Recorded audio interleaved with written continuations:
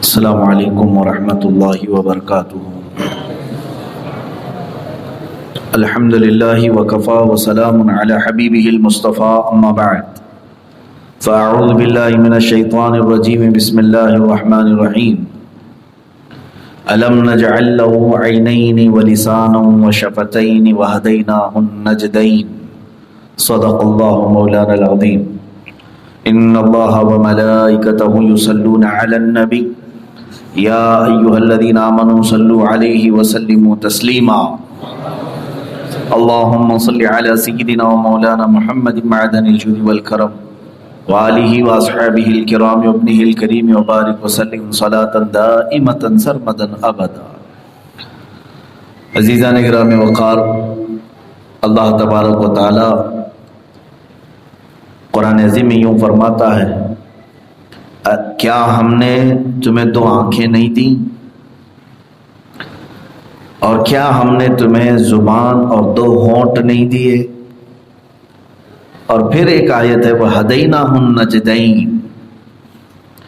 اور پھر ہم نے تمہیں ہدایت دی دو ابھری ہوئی چیزوں کی طرف، یعنی خیر اور شر کی ہدایت ہر انسان کو اللہ نے دیا ہے۔ برائی پہچاننے کا طریقہ اور اچھائی کو سمجھنے کا سلیقہ ہر انسان کو پیدائشی ملا ہے، چاہے وہ کسی مدرسے میں گیا ہو نہ گیا ہو، چاہے وہ کسی اسکول میں پڑھا ہو نہ پڑھا ہو۔ انسان کی فطرت میں اللہ تعالیٰ نے یہ دو چیزیں ودیعت کی ہیں، خیر اور شر کو پہچاننے کا طریقہ۔ انسان جیسے ہی عقل میں آتا ہے، ہوش و حواس میں آتا ہے، اسے یہ سکھانے کی ضرورت نہیں ہوتی کہ آگ گرم ہوتی ہے، اسے سکھانے کی ضرورت نہیں ہوتی۔ انسان کو یہ بتانے کی ضرورت نہیں ہوتی کہ برف ٹھنڈا ہوتا ہے، وہ خود محسوس کر لیتا ہے۔ جو ہمارے اندر احساس کا ایک جذبہ ہے، یہ اللہ کی طرف سے دیا ہوا ہے۔ آپ دیکھیں، بچوں کو ہر چیز نہیں سکھائی جاتی، وہ ماحول میں رہتے رہتے اپنی عقل سے خود ہی محسوس کر لیتے ہیں کون سی چیز صحیح اور کون سی چیز غلط ہے۔ یعنی کبھی چھوٹے بچے ہی صحیح ابھی بولنے کے قابل ہوئے ہوں، کیا کبھی آپ نے ان کو دیکھا ہو کہ وہ غلاظت میں ہاتھ ڈال کر کے کھاتے ہو؟ نہیں کرتے۔ انسانی عقل کو اللہ تعالیٰ نے شرافت عطا کی ہے، لیکن وہی ہر لال اور پیلی دکھنے والی چیز اٹھا کر کے منہ میں ڈالتے ہیں۔ یہ اللہ تعالیٰ کی طرف سے ودیعت کی ہوئی چیزیں ہیں، خیر اور شر کو پہچاننے کا طریقہ۔ میں آج آپ کے سامنے دو ایسی چیزوں کو رکھنا چاہتا ہوں جو ہر ایک انسان کے جسم میں موجود ہے، اور ان میں افضل کون ہے مفضول کون ہے اس کا فیصلہ بعد میں کیا جائے۔ اللہ تعالیٰ نے ہر انسان کو جو دو محترم چیزیں دی ہیں، ان میں سے ایک عقل ہے اور دوسرا دل ہے۔ عقل کیا چیز ہے اور دل کیا چیز ہے، ان دونوں کو سمجھنے کی ضرورت ہے۔ عقل کا مطلب لوگ یہ سمجھتے ہیں جو بھیجا ہے، جو یعنی سر کے اندر جو بھیجا ہے، اسی کو عقل کہتے ہیں۔ اور دل کس کو کہتے ہیں؟ جو سینے کے اندر موجود ہے۔ یہ عام تصور یہی ہے۔ میرے عزیزو، گوشت کے ٹکڑوں کا یہ نام نہیں ہے، سوچنے کی صلاحیت کا نام عقل ہے، احساس کرنے کا نام دل ہے۔ اور یہ دو چیزیں ختم ہو گئی تو نہ اس کے پاس عقل ہے نہ اس کے پاس دل ہے۔ اگر سوچنے اور سمجھنے کی صلاحیت ختم ہو گئی تو سمجھ لیں کہ وہ بے عقل ہے، اور احساس کرنے کا جذبہ ختم ہو گیا تو اس کے پاس دل بھی نہیں ہے۔ گوشت کا ٹکڑا تو اندر ہے، لیکن اس کی جو تاثیر تھی وہ ختم ہو جائے گی۔ دونوں کی فطرت الگ الگ ہے، عقل کی بھی اور دل کی بھی۔ دونوں چیزیں میں بتاتا ہوں، آپ کے پاس بھی ہے، ہمارے پاس بھی ہے۔ یہ اولیاء کاملین کے تصوف کی تعلیمات میں سے ہے جو میں آپ کو آج ذکر کر رہا ہوں۔ عقل کی فطرت کیا ہے اور دل کی فطرت کیا ہے. دل بہت جلدی کسی کو بھی اپنا لیتا ہے، عقل جلدی دوستی نہیں کرتی. دونوں میں فرق ہے. دل احساس بہت جلدی کرتا ہے، نرم بھی ہو جاتا ہے، لیکن عقل جلدی نرم نہیں پڑتی. دل بغیر دلیل کے مان لیتا ہے اور عقل دلیل کی کھوج میں رہتی ہے ہمیشہ. اسی لیے دیکھیں بہت عقل والے جو ہے وہ حجت بھی زیادہ کرتے ہیں، اور دل یہ بہت زیادہ دلیلیں نہیں ڈھونڈتا، بہت جلدی ایکسیپٹ کر لیتا ہے. دونوں کی فطرت الگ الگ ہے. یہ باتیں میں اس لیے عرض کر رہا ہوں کہ اگر ان دونوں کو آپ ملا کر کے نہیں چلیں گے تو ایک بڑی جنگ دونوں کے درمیان چلتی رہے گی، عقل کی اور دل کی. عقل کو دلیل چاہیے اور دل دلیل نہیں دیکھتا. اسی لیے محبت کرنے کا تعلق عقل سے نہیں ہے، دل سے ہے. جو بھی بندہ محبت کرتا ہے عقل نہیں کرتی بلکہ دل محبت کرتا ہے. نفرت کرنے کا بھی تعلق دل سے ہی ہے، عقل سے نہیں ہے. عقل دلیلیں دیکھتی ہے اور اس کے بعد دل اس پر جم جاتا ہے. کبھی ایسا ہوتا ہے کہ عقل اور دل کے اندر جھگڑا ہوتا ہے. عقل کچھ اور کہتی رہتی ہے لیکن دل اسے نہیں مانتا. عقل بتاتی ہے اسے لیکن دل نہیں مانتا. مثال کے طور پر کبھی کسی جھوٹے آدمی سے محبت کر جاتا ہے دل، یا کبھی جھوٹی عورت سے محبت کر جاتا ہے. دل وہ دے چکا ہے اور اس کو اپنے دل میں بسا چکا ہے. عقل ساری دلیلیں دیکھتی ہے اور بتاتی ہے اس کے اندر خرابیاں ہیں، لیکن دل اس کی نہیں مانتا. عقل کی وہ نہیں مانتا. میرے عزیزوں، کبھی کبھار عقل اچھے فیصلے کرتی ہے اور کبھی کبھار برے فیصلے بھی کر جاتی ہے. مثال کے طور پر جو کفار و مشرکین ہیں یہ اپنے بتوں کو دل دے بیٹھے ہیں، خدا سمجھ لیا، دل مان لیا ان کا، لیکن ان کی بھی عقل کہتی ہے یہ خدا کیسے ہو سکتا ہے. عقل دلیلیں دیکھتی ہے. عقل اسے بھی بولتی ہے کہ تو کیسا آدمی ہے، تو اپنے ہاتھوں سے بنایا اسے، کیسے تو خدا مان رہا ہے. لیکن وہ اس کی بات کو نگلیکٹ کرتا ہے، نہیں میں عقل کی نہیں مانوں گا. تو کبھی کبھار دل جو ہے عقل کے تابع نہیں آتا تو اس کے نقصانات بھی ہوتے ہیں، اور کبھی تابع ہو جاتا ہے تب بھی نقصانات ہوتے ہیں. دونوں بات سمجھیں آپ. دل اگر عقل کی کوئی بات نہ مانے تو بھی نقصان ہے، اور دل اگر عقل کی ہر بات مانے تو بھی نقصان ہے. کیونکہ ہر بات اگر اس کی ماننے لگ جاؤ گے تو پھر عقل جو ہے کسی دن تمہیں یہ بھی کہنے لگے گی کہ خدا سے پہلے کون تھا. یہ عقل سوچتی ہے، یہ سوچنے کا سارا تعلق عقل میں ہے. ایک کیسے ہو سکتا ہے اتنی ساری چیزوں کو چلانے کا. تو دل اگر ہر بات اس کی عقل کی ماننے لگ جائے تب بھی گمراہ ہو جائے گا، اور اگر کچھ بھی نہ مانے تب بھی گمراہ ہے. تو کرنا کیا ہے؟ اس کو دونوں کے درمیان تطبیق کیسے ہو، تال میل کیسے ہو، وہی میرا نقطہ بیان ہے. عقل کو اللہ تعالیٰ نے بڑی قوت بخشی ہے. میں پہلے دونوں کو تال میل کیسے ہو سکتا ہے یہ میں بتا دوں. اصول کیا ہے ان دونوں کو لے کر چلنے کا. عقل کو اللہ تعالیٰ نے اتنی عزت بخشی ہے کہ جس آدمی کے اندر عقل زیادہ ہو، دیکھیں دنیا میں اس کی عزت بھی زیادہ ہے. علم کا تعلق عقل سے ہے. جتنا بھی علم، میموری پاور پورا عقل کے پاس ہے. دل جو ہے ساری چیزیں نکالتا ہے، رکھتا ہے. عقل کے پاس میموری پاور بہت بڑا ہے. پورے دنیا کے کمپیوٹر ملا کر ان کے پاس جتنی ہارڈ ڈسک نہ ہوگی وہ تمہارے تنہا عقل کے پاس ہے. کیونکہ تم نے اگر 10 سال کی عمر میں بھی کسی کو دیکھا ہے تو اس کی تصویر ایسی چھپی ہے کہ 60 سال بعد بھی وہ چیز یاد آ سکتی ہے. بہت سارے لوگ ہیں اپنے بچپن کی باتیں آج بھی یاد ہوں گی. تو کتنا بڑا میموری پاور ہے اس کے پاس. کہ وہ ساری چیزیں محفوظ رکھتی ہے. عقل اس کی انتہا نہیں کہ گیگا بائٹ ہے کہ ٹیرا بائٹ ہے، کون سا بائٹ ہے یہ اب تک ہمیں معلوم بھی نہیں. عقل کو اللہ تعالیٰ نے وہ قوت بھی بخشی ہے کہ ہر چیز کو مسخر بھی کرتا ہے. یعنی شیخ سعدی رحمۃ اللہ علیہ فرماتے ہیں ایک انسان ہاتھی کے اوپر بیٹھ کر جا رہا تھا، ہاتھی کے اوپر بیٹھ کر جا رہا تھا تو نیچے کھڑا ہوا کوئی ایک آدمی پوچھنے لگا، ارے میاں تم اتنے بڑے جانور کو، اتنے بڑے جانور پر بیٹھ کر کے کیسے جا رہے ہو؟ تو بیٹھے ہوئے آدمی نے کہا اللہ نے جو عقل دیا ہے وہ تو استعمال کیا ہوتا تو بھی بیٹھا ہوتا. اس کے کہنے کا مطلب یہ ہے کہ جس کے اوپر میں بیٹھا ہوں اس کے پاس عقل نہیں.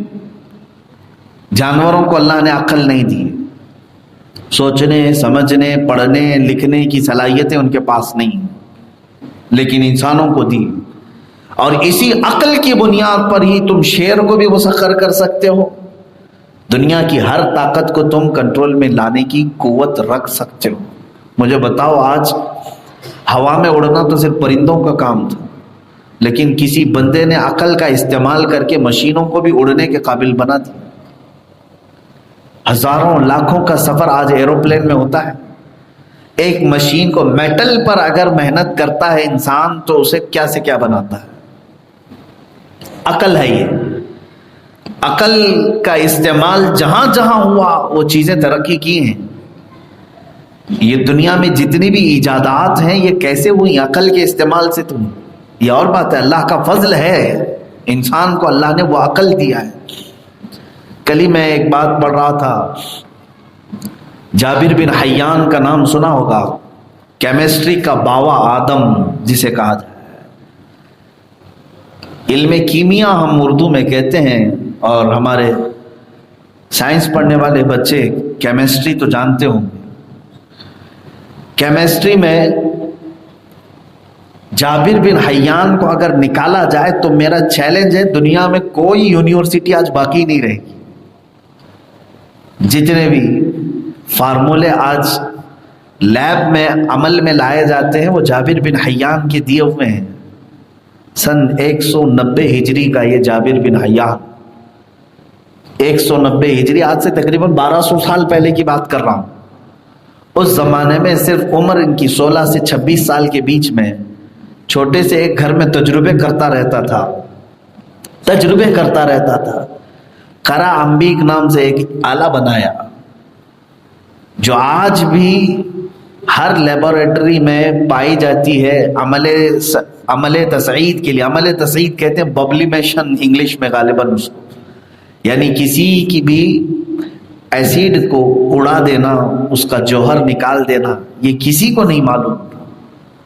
یہ پہلا انسان ہے جابر بن حیان، نائٹرک ایسیڈ بنانے والا اور نہ جانے کیا کیا تیزاب بنانے والا.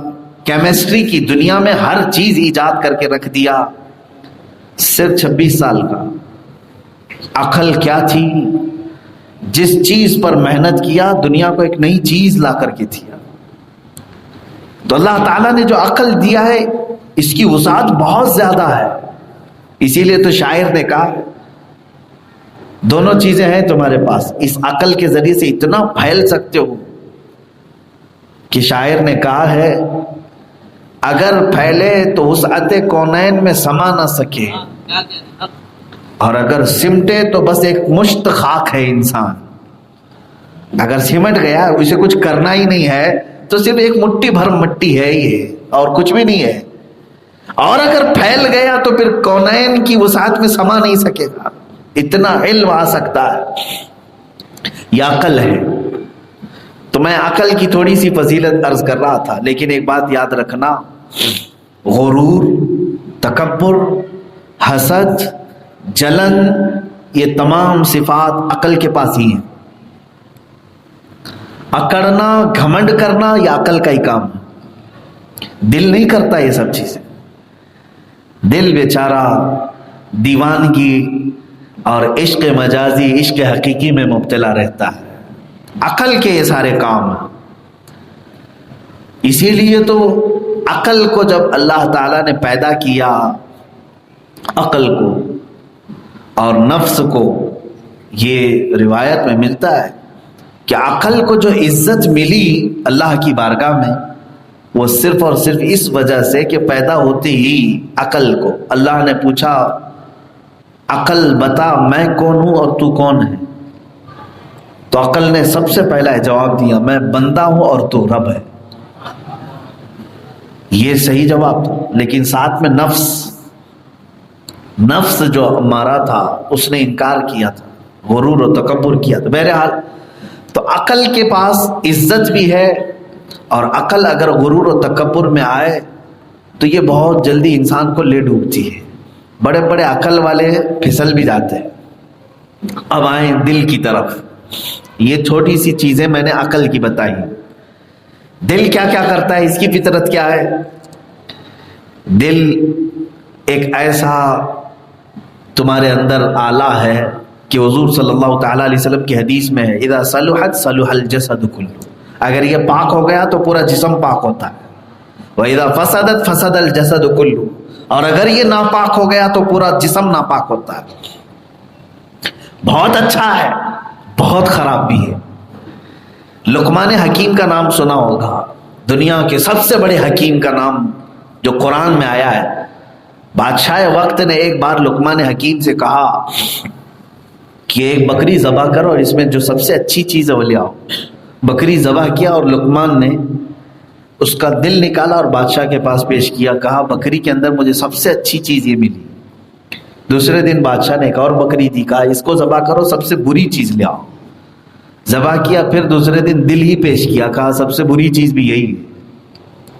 کہا یہ کیسے؟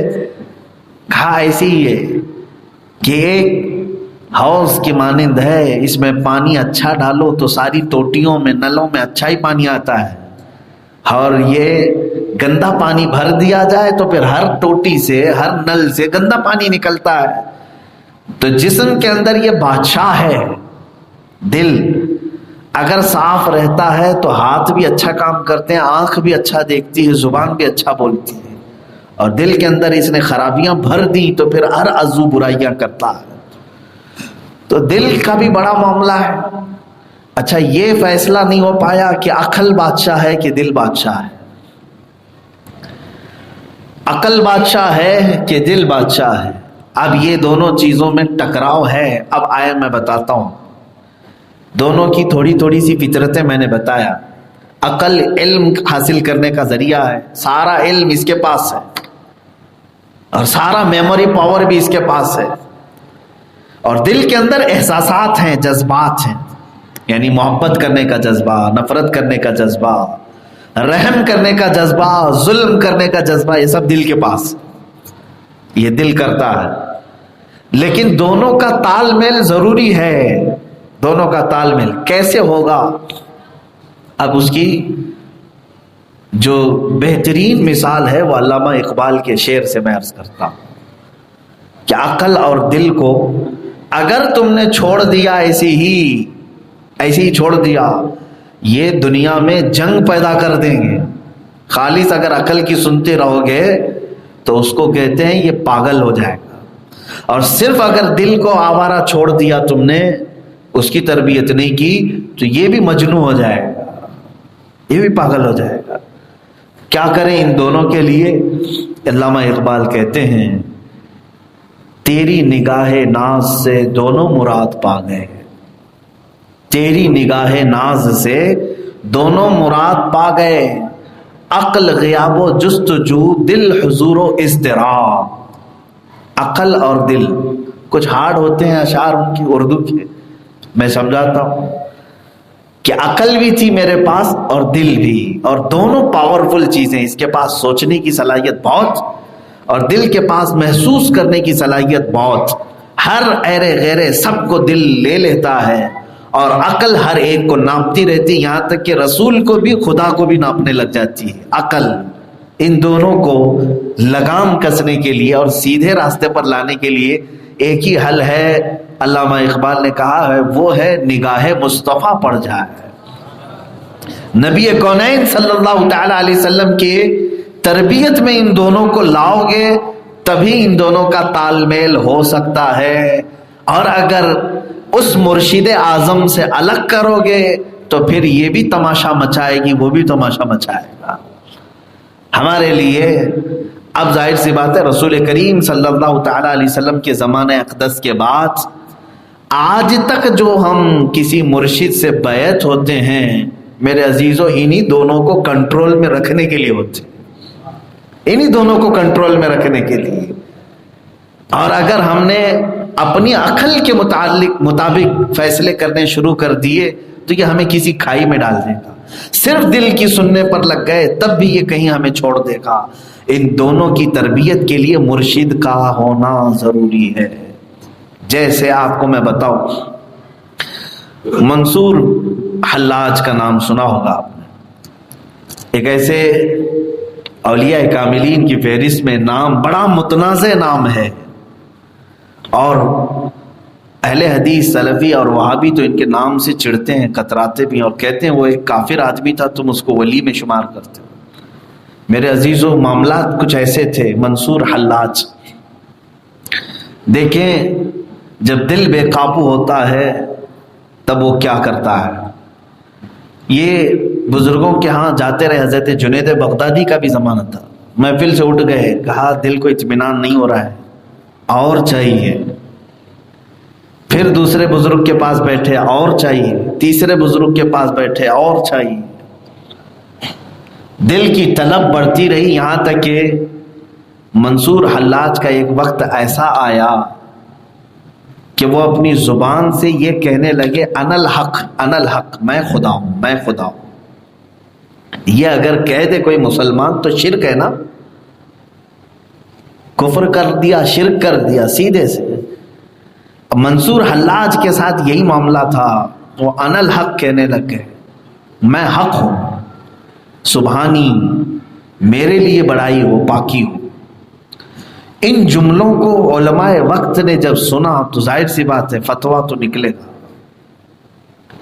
کیونکہ علماء اسلام مفتیان اکرام کو ظاہر پر حکم لگانے کا حکم ہے، فتویٰ دینے کا حکم ہے، باطن میں جو ہے وہ اللہ دیکھے گا، اللہ رب العزت کی بارگاہ میں، لیکن سامنے کیا کہہ رہا ہے اسی پر حکم لگے گا۔ منصور حلاج کو علماء اکرام نے کفر کا فتویٰ دیا، کہا کہ یہ شخص گمراہ ہو گیا، بہک گیا، لیکن جو قریبی تھے وہ کہتے تھے کیسا یہ بہک سکتا ہے، علم معرفت و طریقت میں بہت آگے تک پہنچا ہوا ہے، یہاں تک کہ خلیفہ وقت کے پاس لایا گیا اور منصور حلاج سے پوچھا خلیفہ نے کہ بتاؤ تم جو کہتے ہو وہ بات صحیح ہے؟ انہوں نے کہا بالکل نہیں، میں اپنے آپ کو کبھی خدا نہیں کہتا، میں نے کبھی آج تک اپنے آپ کو خدا نہیں کہا، میری مجال کیا ہے؟ پھر جب عقل غائب ہوتی ہے تو پھر محفل میں ہی کہنے لگتے انا الحق، انا الحق سبحانی، میں حق ہوں، میں خدا ہوں۔ سبحان اللہ کہنا چاہیے، سبحانی، میرے لیے پاکی ہو، میرے لیے عظمت ہو۔ خلیفہ وقت نے قتل کا حکم دے دیا، کہا کہ اس شخص کو قتل کر دیا جائے، مار دیا جائے۔ منصور حلاج ایک ایسا نام ہے کہ ان کے قتل کا حکم آیا تب بھی وہ مسکراتے رہے۔ اپنے ایک مرید خاص کو انہوں نے کہا تھا دیکھنا میرے قتل کے بعد یہ لوگ چھوڑیں گے نہیں، میرے جسم کے ٹکڑے بھی کر دیں گے، ٹکڑے بھی کر دیں گے، اور پھر دریائے دجلہ میں یہ بہائیں گے، دیکھنا دریائے دجلہ میں ابال آئے گا، اچھال آ جائے گا، تم میرا جبہ اس کے پاس پیش کر دینا، دریائے دجلہ خاموش ہو جائے گا۔ یہ منصور حلاج نے پہلے ہی کہا تھا۔ خلیفہ وقت کے حکم کے مطابق منصور حلاج کو قتل کر دیا گیا، لیکن ہوا کیا ہے جانتے ہیں؟ یہی دل کے معاملات میں بتا رہا ہوں، دل اگر بے قابو ہو جاتا ہے تو پھر وہ مجذوبوں میں چلا جاتا ہے، شریعت کا قلم اس پر سے اٹھ جاتا ہے، اور پھر وہ دنیا کی ستم ظریفیوں کا شکار بھی ہو جاتا ہے۔ اس پر حکم لگے گا، صرف دل کی سن رہے ہو تم، عقل کا استعمال کرو، تو صرف دل بے قابو ہوا، رب ذوالجلال کی محبت میں ہی اگرچہ تو ان کا قتل ہو گیا، ٹکڑے بھی ہوئے. لیکن کیا ہوا جانتے ہیں؟ محفل میں کھڑے لوگ اس بات کو دیکھ کر اش اش کر گئے. منصور حلاج کے ہر ٹکڑے سے بھی ان الحق کی آواز آ رہی تھی. وہ آواز آ رہی، ہم نے اس کی زبان بند کرنے کے لیے اسے قتل کر دیا اور ٹکڑے کر دیا، اور ہر ٹکڑے سے بھی آواز آتی.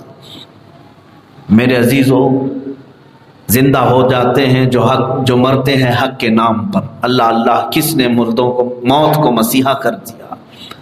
بعض لوگوں کی موت بھی انہیں پھر بعد میں زندہ ہی رکھتی ہے. یہ وہ لوگ ہیں جو اللہ رب العزت کی یاد میں دل دے بیٹھے، عقل ختم ہو گئی، عقل ختم ہو گئی. یہ دل کا معاملہ ہے. اسی لیے اولیاء کاملین میں دو کیٹیگری ہیں، دو گروپ ہیں، ایک مجذوب اولیاء اور ایک سالکین. سالکین کا مطلب یہ ہے کہ وہ شریعت و طریقت پر قائم رہے، عقل کا بھی استعمال کرتے رہے اور دل اللہ کی بارگاہ میں بھی دیے رہے. یہ اولیاء سالکین میں سے ہیں. اور کچھ اولیاء مجذوب ہیں. مجذوب کا مطلب ہوتا ہے ان کی عقل ختم ہو گئی، انہوں نے عقل کی سننا ہی چھوڑ دیا. عقل بتاتی تھی کہ تم کپڑے پہن کر کے رہو، عقل کہتی تھی تم مسجد میں آؤ، لوگوں کے سامنے صحیح رہو، لیکن انہوں نے سننا ہی چھوڑ دیا، اللہ کی یاد میں دیوانے ہو گئے. تو عقل کو جب چھوڑ دیا، صرف دل کی مانا، تو وہ دنیا میں رہتے ہوئے بھی دیوانوں کی طرح ہو جاتے ہیں. ان کے لیے شریعت کا حکم ہے کہ اب شریعت کا قلم ان پر سے اٹھا لیا جائے. یہاں تک کہ حدیث پاک میں حضرت موسیٰ علیہ الصلوۃ والتسلیم کوہ طور پر جا رہے تھے، ایک بندے کو دیکھا نیچے بیٹھا ہے اور کیا باتیں کر رہا ہے. کہہ رہا ہے اے اللہ تو آجا میری گود میں سو جا، میں تجھے کنگھی کروں گا، میں تجھے نہلاؤں گا، میں تجھے کپڑے پہناؤں گا. یہ باتیں کر رہا ہے. موسیٰ علیہ السلام جلال میں آئے، ایک تھپڑ لگائے. کہا کس کے بارے میں کہہ رہا ہے؟ اللہ کے بارے میں، خدا کے بارے میں ایسی جملے کہتا ہے؟ تو چپ ہو گیا، خاموش ہو گیا. حضرت موسیٰ علیہ السلام کا تماچا پڑا، خاموش ہو گئے، نہیں بولا. ظاہر سی بات ہے یہ جملے کہنا جائز ہے؟ ہاں، یہی عقل کہتی بھی ہے. عقل آپ کو بچا کر کے رکھی، عقل سلامت ہے نا آج، تو تمہیں اس طرح کے جملے کہنے نہیں دیتی. ہاں، جہاں عقل چلی جائے تو پھر کچھ بھی بولے. تو حضرت موسیٰ علیہ الصلوۃ والتسلیم کوہ طور پر آئے، اللہ تعالیٰ سے مناجات کرتے تھے، کلام کرتے تھے، لیکن اس دن کوئی کلام نہیں ہوا. آپ اللہ تعالیٰ کی بارگاہ میں عاجزی کے ساتھ عرض کرنے لگے، مولا مجھ سے کوئی خطا ہوئی؟ رب تعالیٰ کی طرف سے جواب آیا، اے موسیٰ تم نے میرے ایک پیارے کو مجھ سے دور کیوں کر دیا؟ میرے ایک محبوب کو تم نے تماچا لگا کر خاموش کیوں کر دیا؟ حضرت موسیٰ علیہ السلام نے عرض کیا، مولا کیا وہ تیرا محبوب ہے جو تیرے بارے میں ایسے ایسے کلمے کہہ رہا ہے؟ تو اللہ تعالیٰ نے فرمایا، اے موسیٰ اس نے اپنا سب کچھ میرے پاس بیچ دیا، اب اس کے پاس عقل بھی نہیں ہے. اب وہ میرے متعلق جو بھی کہے میں اسے پسند کرتا ہوں. میرے عزیزوں، یہ مجذوبوں کے لیے کہہ رہا ہوں، کسی بھی ایرے گہرے پاگل کو مجذوب مت بول دینا. آج کچھ لوگ ایسے پیچھے پڑے ہوئے ہیں کچھ لوگوں کو، ارے وہ مجذوب بابا ہیں، یہ مجذوب بابا ہے. ایک بات یہ بھی یاد رکھ لو، آپ مجذوب کو ڈھونڈنے کا حکم بھی نہیں ہے آپ کو. اگر نظر بھی آ جائے تو تم دور ہو جاؤ، کیونکہ ان کے پیچھے پڑے رہو گے تو تمہاری شریعت بھی خراب ہو سکتی ہے اور آخرت بھی خراب ہو سکتی ہے. اس کی وجہ کیا ہے؟ تم تو عقل والے ہو، اور ان بابا کے پیچھے رہ کر کے تم اگر ان کی ہی طرح کرنے لگ گئے تو میرے عزیز ان کا معاملہ اور ہے، تمہارا معاملہ اور ہے. بات سمجھ میں آ رہی ہے؟ تو مجذوبوں کے پیچھے چلنے کا حکم نہیں ہے، لیکن سالکین اولیاء کے پیچھے چلنے کا حکم ہے. کیونکہ یہ عقل سلامت جن اولیاء کی رہی، وہ عقل کے ساتھ باقی رہے، وہ شریعت کے ہر نقطے پر عمل کرتے ہیں، اس لیے ان کے پیچھے چلنے کا حکم ہے. تم ان اولیاء کے پیچھے رہو گے تو نماز کے پابند بھی بنو گے، ان اولیاء کے پیچھے رہو گے تو تمہیں تقوی اور پرہیزگاری بھی ملے گی، روزہ کیا ہے یہ بھی ملے گا، ذکر و اذکار کی مجلسیں بھی ملے گی. لیکن جو مجذوب ہیں ان کی عقل ختم ہو چکی ہے، تمہیں ان کے پیچھے جانے کا حکم بھی نہیں اور ان کو تلاش کرنے کی بھی ضرورت نہیں، تلاش کرنے کی بھی ضرورت نہیں۔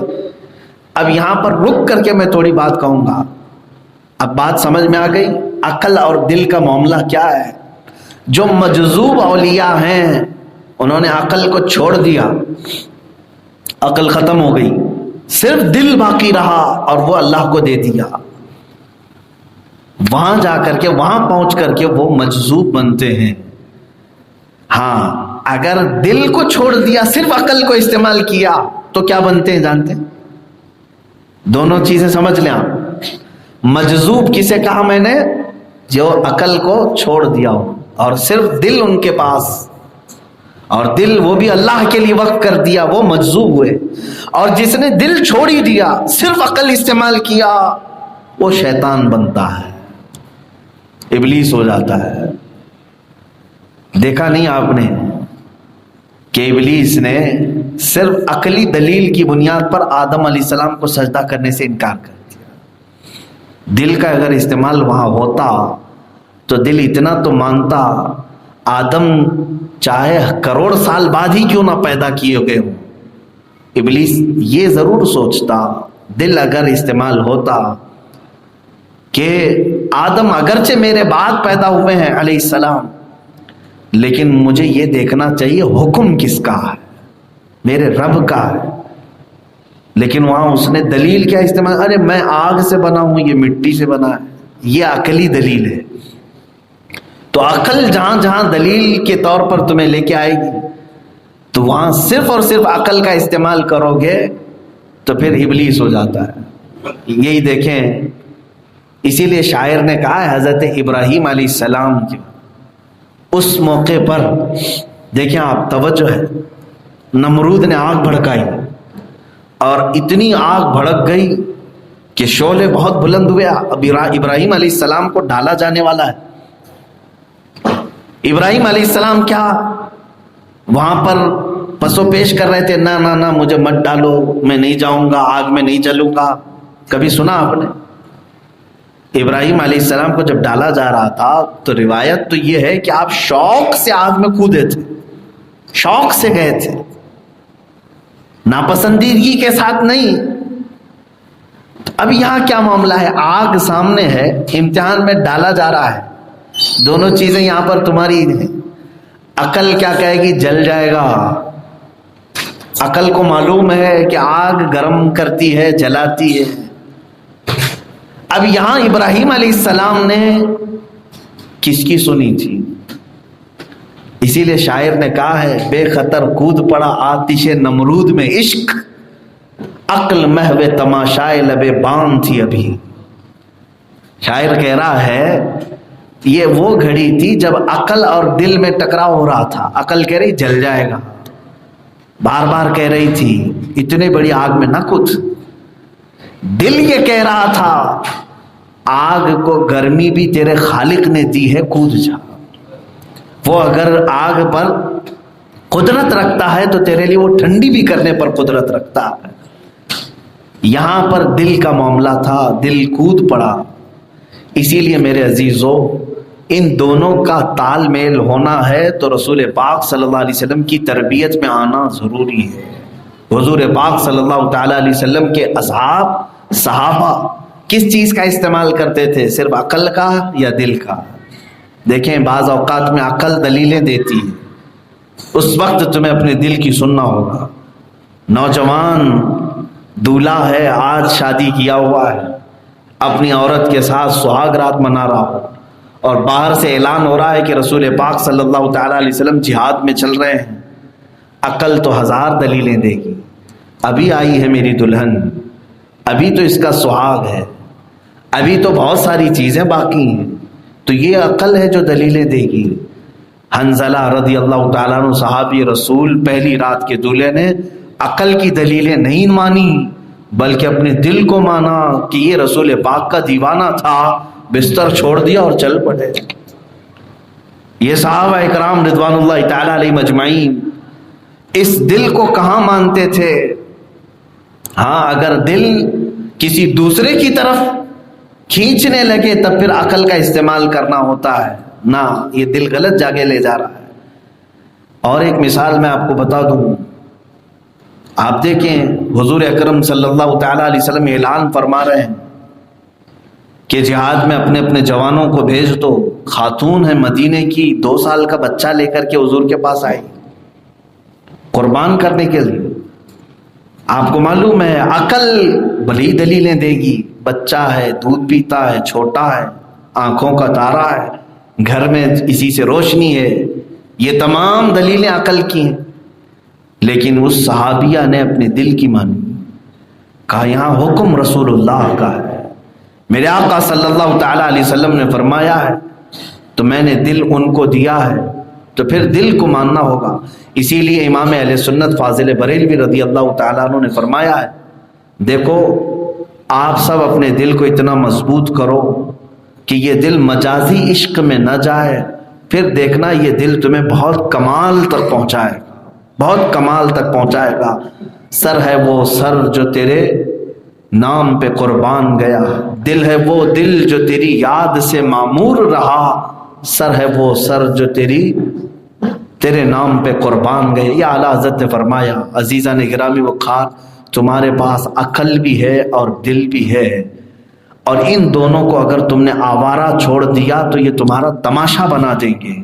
عقل کو بھی اور دل کو بھی رسول پاک کی غلامی میں جب تک نہیں دو گے ان دونوں کا تال میل نہیں ہوگا.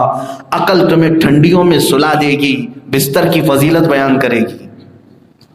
عقل بستر کی فضیلت بیان کرے گی اور ٹھنڈیوں میں مزے کیسے ہوتے ہیں یہ عقل دلیلیں دیتی رہے گی. اور اس وقت اگر تم نے دل کی سنی کہ میرا دل تو رسول پاک کو دیا ہوا ہے اور میرے نبی نے فرمایا ہے میری آنکھوں میں نماز میری آنکھوں کی ٹھنڈک ہے، تو تم اگر اس وقت دل کی سن کر کے اٹھو گے تو تم بڑی فضیلت کو پالو گے، بڑے کمال کو پہنچو گے. اسی لیے عقل کو تابع کرو اور دل کو تابع کرو رسول پاک کے. آخری حدیث میں عرض کرتا ہوں، اللہ کے نبی صلی اللہ علیہ وسلم نے فرمایا لا یؤمن احدکم حتی یکون ہواہ تبعا لما جئت بہ. تم میں سے اس وقت تک کوئی مومن نہیں ہو سکتا جب تک اپنی سوچوں کو، اپنے خیالات کو میرے حوالے نہیں کر دیتا. بات سمجھ میں آ رہی؟ جب تک تم رسول پاک صلی اللہ تعالیٰ علیہ وسلم کی نگرانی میں نہیں دے دیتے اپنی عقل کو، اپنے دل کو، اس وقت تک تم مومن نہیں ہوگے. تم اگر اپنے ہوش حواس، اپنی طبیعتوں کی سننے لگتے ہو تو ابھی کمال ایمان کو پہنچے نہیں. عقل اور دل کو حضور اکرم صلی اللہ تعالیٰ علیہ وسلم کی نگرانی میں دے دو، چھوڑ دو. دیکھو عشاق جو ہیں رسول پاک کے، جو عاشق ہیں، وہ دل سینے میں رکھتے تھے، اس کے باوجود کیا کہتے تھے؟ امام اہل سنت فاضل بریلوی ایک بڑے عاشق رسول کا نام ہے، کہتے ہیں جان و دل ہوش و خیرت سب تو مدینے پہنچے، تم نہیں چلتے رضا سارا تو سامان گیا. یعنی یہ وہ لوگ ہیں جو اپنا دل، اپنی جان، اپنا ہوش، اپنا خیرت، اپنی عقل سب رسول پاک کے حوالے کر چھوڑ دیں. اسی لیے اعلیٰ حضرت کا ایک شعر جو مرشد گرامی نے ہمیں سمجھایا تھا، حمد کا ان کا ایک شعر ہے. اولیاء کاملین میں ایک مقام ہوتا ہے قطب الارشاد کا. قطب الارشاد کسے کہتے ہیں؟ وہ اپنے زمانے کا وہ ولی کہ اس کے اللہ تعالیٰ اس کے ذریعے سے دوسروں کو ولایت عطا کرتا ہے. وہ اپنے زمانے کا قطب الارشاد وہ ولی ہوتا ہے. اعلیٰ حضرت امام احمد رضا خان فاضل بریلوی رضی اللہ تعالیٰ عنہ کو قطب الارشاد کا مقام حاصل تھا. یہ حضرت علی حسین اشرفی میاں رحمۃ اللہ علیہ نے فرمایا. اور قطب الارشاد کو یہ بھی قوت حاصل رہتی ہے کہ اپنے زمانے کے اولیاء کو وہ جس ڈیوٹی پر لگانا چاہے لگا دے، وہ حکم کر سکتا ہے قطب الارشاد. ایک بار اس قطب الارشاد نے سارے لوگوں کو حکم دیا. وہ اپنے شعر میں انہوں نے لکھا ہے، اپنے شعر میں حمد کے یہ شعر میں لکھا ہے، ارے اے خدا کے بندو کوئی میرے دل کو ڈھونڈو، ابھی پاس تھا یہیں تو ابھی کیا ہوا خدایا، نہ کوئی گیا نہ آیا تجھ حمد ہے خدایا. اپنے شعر میں انہوں نے لکھا ہے اس کو. ہم پہلے اس کا معنی سمجھتے ہی نہیں تھے کیا ہے یہ. ہمارے حضرت نے ہمیں سمجھایا تھا کہ قطب الارشاد اپنے وقت کا وہ قطب ولی سارے اولیاء کو حکم دے رہا ہے اپنے زمانے کے کہ اے اولیاء وقت جاؤ رضا کا دل کہاں ہے یہ ڈھونڈ کے لاؤ. دل کا مطلب گوشت کا ٹکڑا نہیں, میں نے سب سے پہلے ہی سمجھایا. ارے اے خدا کے بندو کوئی میرے دل کو ڈھونڈو, ابھی پاس تھا یہیں تو ابھی کیا ہوا خدا. یعنی یہ اولیاء وقت کا دل کبھی ان کے پاس رہتا اور کبھی کہیں چلا جاتا ہے. کہاں گیا ڈھونڈ کے لاؤ. تو یہ تھا حکم قطب الارشاد کا. تو اولیاء وقت ڈھونڈنے میں لگ گئے, دیکھیں کہاں ہے دل, کیونکہ قطب الارشاد نے حکم دیا ہے دل ڈھونڈنے کے لیے. تو سارے ڈھونڈتے ہیں اور اس کے بعد جواب دیتے ہیں. ان کا جواب بھی اعلیٰ حضرت نے اپنے شعر میں لکھا ہے. وہ سارے اولیاء وقت نے جواب میں یوں کہا, ہمیں اے رضا تیرے دل کا پتہ چلا بمشکل. ہمیں اے رضا تیرے دل کا پتہ چلا بمشکل, بہت مشکل سے ہمیں اس کا پتہ ملا ہے تیرے دل کا. جواب میں انہوں نے کہا, پوچھا قطب الارشاد نے کہاں ہے, تو یہ اولیاء وقت کہتے ہیں ہمیں اے رضا تیرے دل کا پتہ چلا بمشکل, درے روزہ کے مقابل ہمیں وہ نظر آیا. یہ نہ پوچھ کیسے پایا تجھے حمد ہے خدا. یہ اولیاء وقت نے کہا ہم نے ہر جگہ ڈھونڈا کہ رضا کا دل کہاں بھٹک رہا ہے, پھر ہمیں نظر آیا کہ وہ تو در حبیب پر لٹکا ہوا. یہ ہے دل کی اصل ڈیوٹی میرے عزیزوں, کہ جب تک تم اس رسول پاک کے حوالے نہیں کرو گے یہ دل تمہیں مجازی عشق میں مجازی دیوانگی میں فنا کر دیتا. اسی لیے وہ جوان بگڑتا ہے جس کا دل خالی ہے, جس کا دل رسول پاک کی محبت سے بھر گیا ہو. دنیا کی محبت اس میں جلدی نہیں آتی. اسی لیے صابر کلیری رحمت اللہ تعالی علیہ نے یہ فرمایا تھا, اللہ نے ایک ہی دل دیا ہے اور وہ میں نے اپنے رب کو دے دیا ہے, دوسرے کے لیے میرے پاس کوئی حصہ ہی نہیں. اللہ اس کے رسول کے لیے میں نے دے دیا ہے.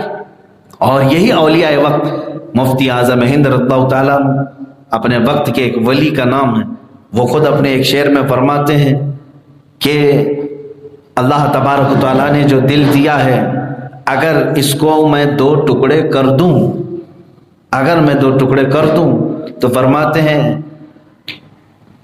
کہ ایک پر خدا ایک پر ہو تو ایک پر محمد, اگر قلب اپنا دوپارہ کروں میں حبیب خدا کا نظارہ کروں میں, دل و جان ان پر نثارہ کروں میں.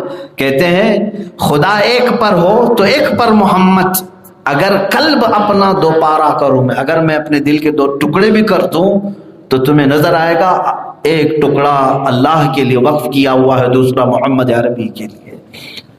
یہ ہے اولیاء کی تعلیمات, یہ ہے تصوف.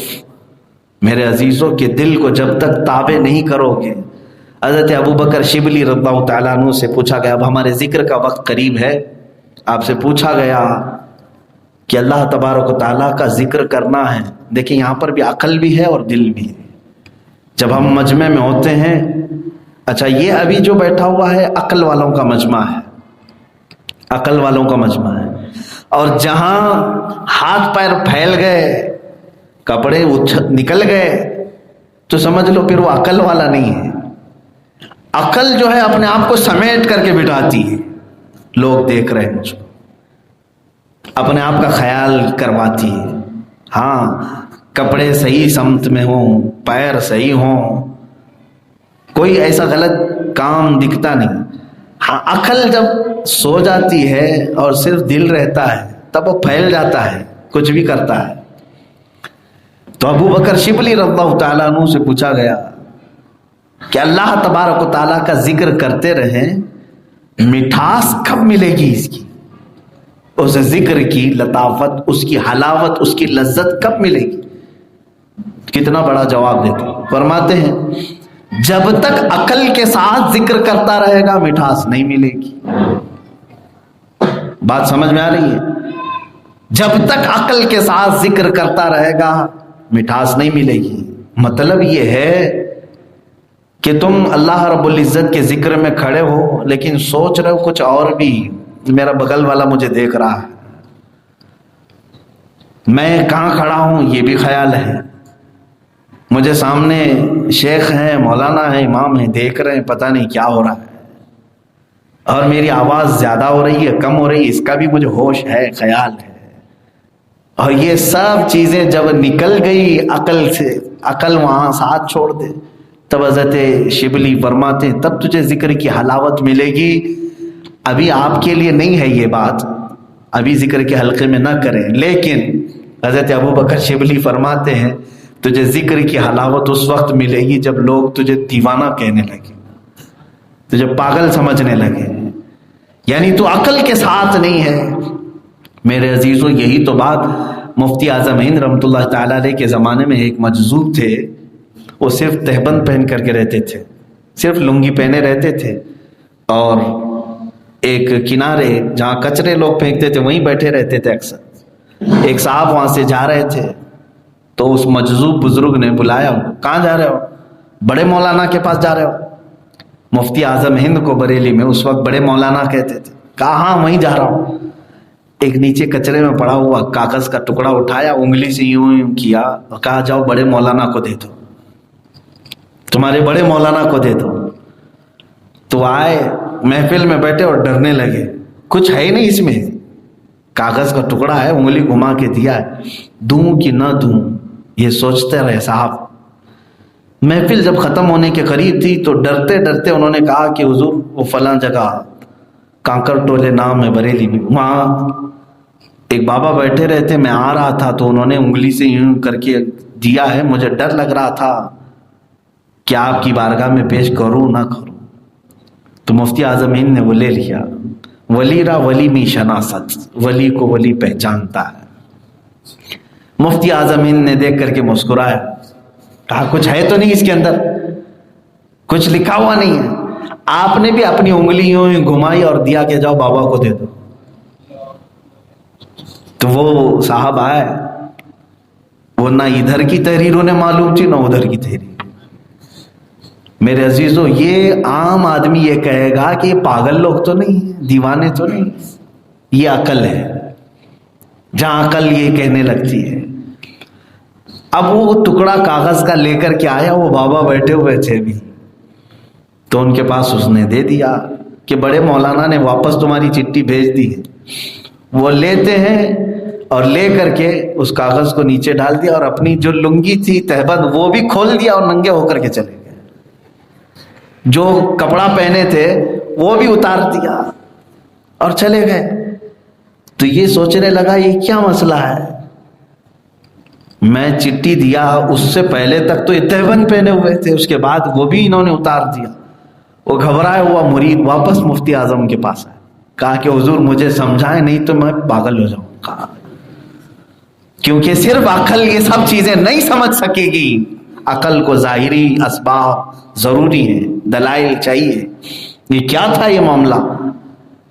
تو حضرت مفتی اعظم ہند رضی اللہ تعالیٰ عنہ نے اسے سمجھایا کہ وہ اس علاقے کے مجذوب تھے، انہوں نے اپنی عقل یاد الہی میں فنا کر دی ہے، وہ اللہ کے ذکر میں محو ہو کر اپنی عقل کھو چکے ہیں، اور ان کے لیے شریعت کا حکم ہے کہ شریعت کا کوئی قلم ان کے اوپر نہیں لگے گا۔ جس کو عقل ہے اسی پر تو نماز فرض ہے نا، عقل ہو تو نماز ہے، عقل ہو تو روزہ ہے، عقل ہو تو عبادات ہے، عقل نہیں ہے تو کچھ بھی نہیں ہے۔ تو مفتی اعظم ہند رضی اللہ تعالیٰ عنہ نے فرمایا کہ وہ مجذوب ہیں، انہوں نے مجھ سے سوال کیا تھا لکھ کر کے، کہا کیا؟ کہا کہ بڑے مولانا صاحب یہ بتائیں کہ جو بندہ اپنے خالق اور اپنے محبوب کی یاد میں ساری دنیا چھوڑ دیا ہے، ساری دنیا چھوڑ دیا، کچھ بھی نہیں ہے اس کے پاس سوائے ایک تہبند کے، ایک لنگی کے، اس کے علاوہ میرے پاس کچھ نہیں ہے، لیکن عقل ابھی بھی یہ کہتی ہے کہ یہ لنگی اتارے گا تو لوگ کیا کہیں گے، لوگ کیا کہیں گے، لوگ کیسے دیکھیں گے؟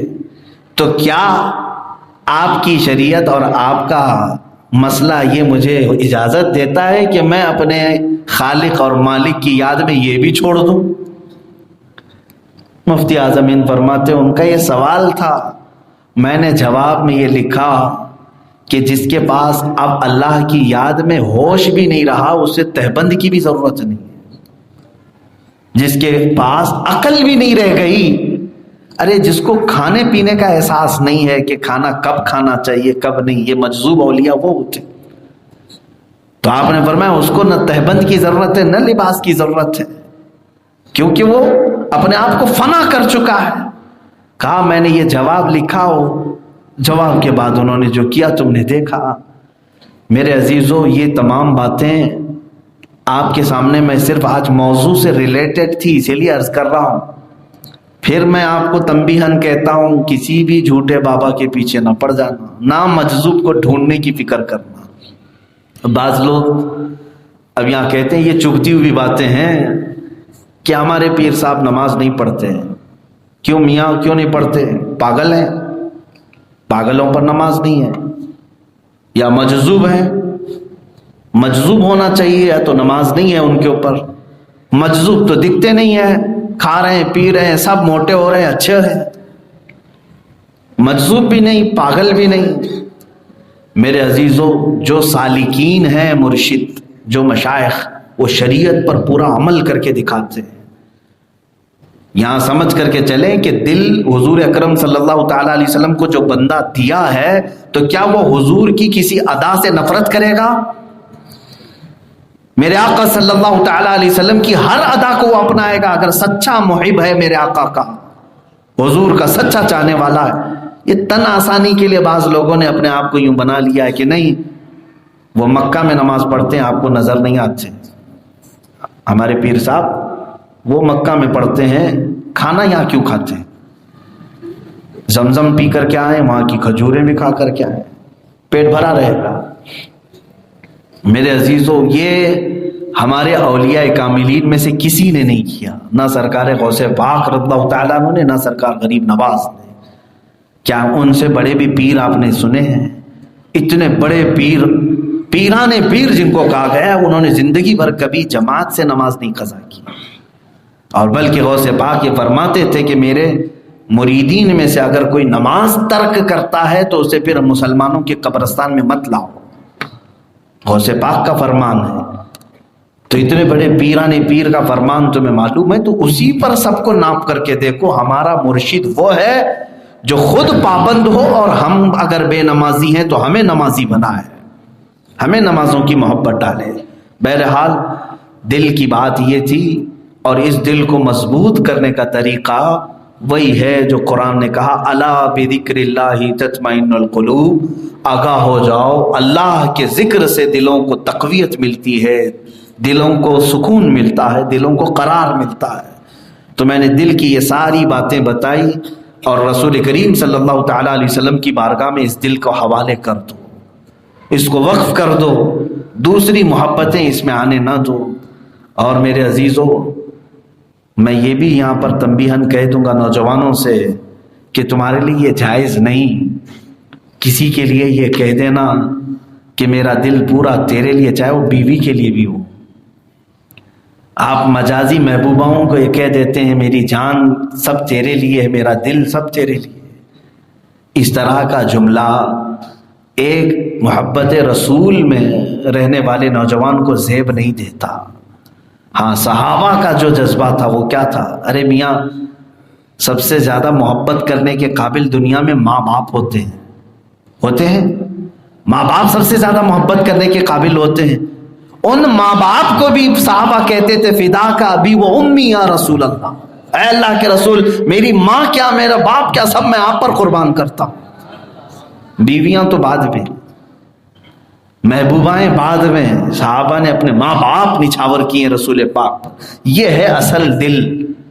رسول کریم صلی اللہ تعالیٰ علیہ وسلم کے لیے ہی یہ زیب دیتا ہے کہ آپ جب بھی محبت کا اظہار بھی کریں تو اپنے نبی کے لیے کریں، اللہ کے رسول صلی اللہ تعالیٰ علیہ وسلم کے لیے۔ اللہ تعالیٰ ہمارے ان دلوں کو علائشوں سے پاک رکھے، مجازی عشق و محبت سے پاک رکھے۔ رب تبارک و تعالیٰ ہمیں وہ دل دے جو اپنے حبیب پاک کی محبت میں دھڑکے اور رب ذوالجلال کے خوف سے لرزے۔